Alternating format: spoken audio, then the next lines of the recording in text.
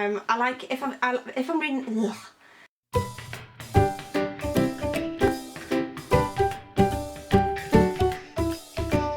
Hi everyone, today I'm back with a few book reviews. I have 2 audiobooks and 6 actual copies of books, and as usual everything's going to be spoiler free. So I'll start with the first book that I read this month. It was actually an audiobook and it was The Girl with the Lower Back Tattoo by Amy Schumer.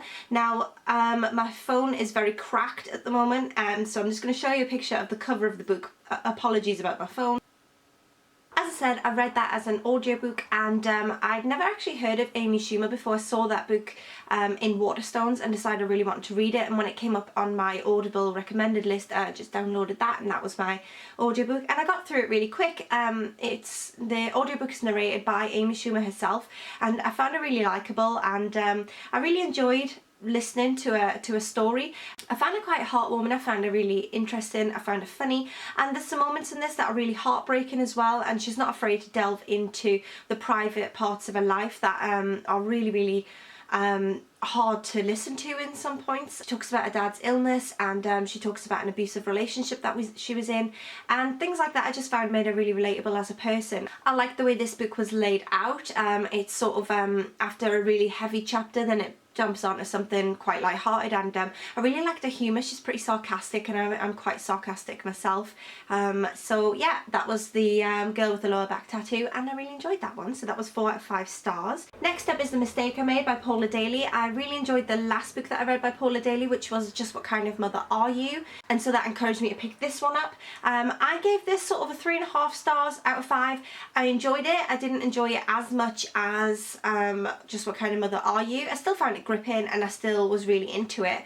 It's about a single mother called Roz, and she's really struggling with debt. She's absolutely crippled by it, the bailiffs have been. But then she's hit with an offer by a stranger, which is for one night with her, she can have enough money to sort of pull her back from the edge, and then she's got to make up her mind whether she's going to go for this or not. I did actually quite enjoy this. It's a thriller again, and I do love thrillers, as I've said so many times. So yeah, 3.5 stars for that one. Next up, I was sent My Husband's Son by Deborah O'Connor by The Publishers, and it's another thriller which has just been re-released in paperback. So when I heard the premise of this, I was really excited to give it a go. It is a couple who've been united by tragedy. The wife in this is called Heidi.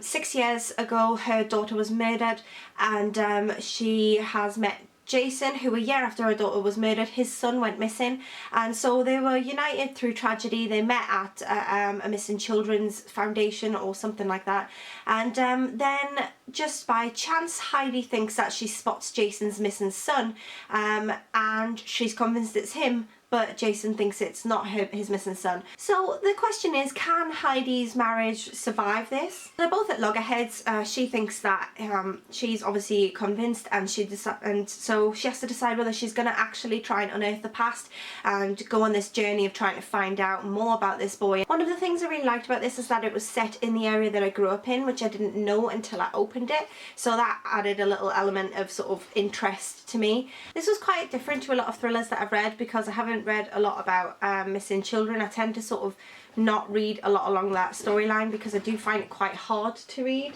But I really did enjoy this, and I'm really glad I picked it up. I gave the story 4 out of 5. I really enjoyed reading it, and I'll be looking at more from Deborah O'Connor to see if she's actually got anything else out, or whether she's got anything else in the works. And I found this to be so gripping that I got through it in 2 days. I just couldn't put it down. I was sitting like flicking each page. At one point I'd intended to go to bed at around 10 o'clock at night, and then when I checked my phone it was 1 o'clock in the morning. So yeah, it was really gripping. So yeah, that was My Husband's Son. Next up we've got Our Chemical Hearts by Crystal Sutherland. I already have uploaded a video all about this book, so I won't go too much into detail apart from saying that I thought it was fantastic. This was again another one sent by The Publishers as part of a book tour that I did, and I really enjoyed it, and I've just reviewed this on my blog as well, so if you're interested in that then check out my link below, which is obviously some shameless self-promo. But suffice to say, this was absolutely brilliant, 5 out of 5. Yep, so that's Our Chemical Hearts by Crystal Sutherland. Next up we've got Behind Closed Doors by B.A. Paris. I hauled this not too long ago. It's an abusive relationship, which isn't a spoiler because you can clearly see that on the back. People are wanting to be friends with Grace, but she can never get anywhere without Jack. And it mentions that she's got bars on her bedroom window, and yeah, so I enjoyed this, but I didn't enjoy it as much as I hoped to.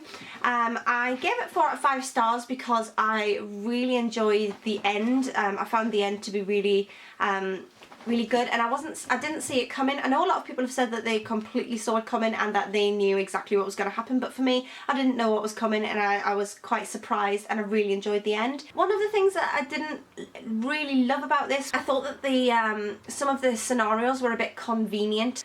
If I'm reading a thriller, I like to be able to think, yeah, I possibly would have done that, and that's how I would have got out of the situation. But for Grace, I found her the opportunities presented to Grace were opportunities that would be presented to only Grace, and so I felt that if I was in that situation, it would be hopeless for me. But yeah, I still really enjoyed it. Another really good thriller, and I again sped through this. The next book that I want to talk about is the second audiobook that I read, and that is The Girl with Seven Names. And it is a non-fiction account of a girl who was born in North Korea and she defects from North Korea, and it's her life story. I read another story similar to this at the beginning of the year, which was called In Order to Live, and I absolutely loved that. I found it really fascinating, so when I saw this on my audiobook list, I was really excited to give it a go. And again, as last time, I found that I couldn't stop listening to it. I had it in my ears as I was wandering around doing all my housework and cooking and all sorts of things like that, and I found it educational and interesting at the same time, so I loved that. And I did try and give it 5 out of 5 stars, so that was really good. So that brings us to my next read, which was this one, The Unmumsy Mum. I hauled this, I believe, last month. It is written by a blogger, and it is the highs and lows of motherhood, and it's a lot of sort of blog posts and things that she's written. I enjoyed this. I gave it 3 out of 5, but I did find that we both have very different views, so it was interesting seeing someone else's point of view and someone else's core beliefs and values, really. So I did find this funny. I didn't find it too relatable to myself because it didn't actually mirror my experience very well, but again, I really enjoyed reading it, and I found her very relatable and a very funny woman, so that was The Unmumsy Mum. The last book that I read this month was Misery by Stephen King. It's my first Stephen King novel, and I thought I better actually pick something up, considering that I'm always going on about how much I love thrillers and horrors and things like that, and I've not actually read a Stephen King book. So I picked up Misery because years ago I did see the film Misery, and I happened upon this in a second-hand shop, and it was only 30p or something like that. It was ridiculously low priced. So I picked this up thinking that I would keep it for the October time, or maybe going into winter, so I read it as my Halloween read, but I finished it just before Halloween. I gave it 4 out of 5 stars. It's about a writer who is in a car accident, and he's picked up by his #1 fan, and basically he's picked up by a psychopath. She loves all of his books, but in his last book he killed off the main character Misery, and she was very displeased by that. So she's now got him captive in a house, and she wants him to rewrite Misery, and if he doesn't do exactly what she asks, it makes her very angry, and she's a very unusual character, is this captor. So as usual, I really enjoyed it. It was extremely gory, it was scary, it was interesting and gripping, and so I think it was actually a brilliant book to start for my first Stephen King, and I can't wait to pick up more. So I'm going to keep my eye out for these in charity shops, because with a lot of them being quite old, they're usually quite easy to come across in charity shops, so hopefully I'll be able to pick up a couple more of them in the next couple of months. So there we go, that is my wrap up. I've read a lot more books this month than I normally do, and at the moment I am reading Emma by Jane Austen, so you'll see that in my next wrap up video, and I'll speak to you all soon. Bye!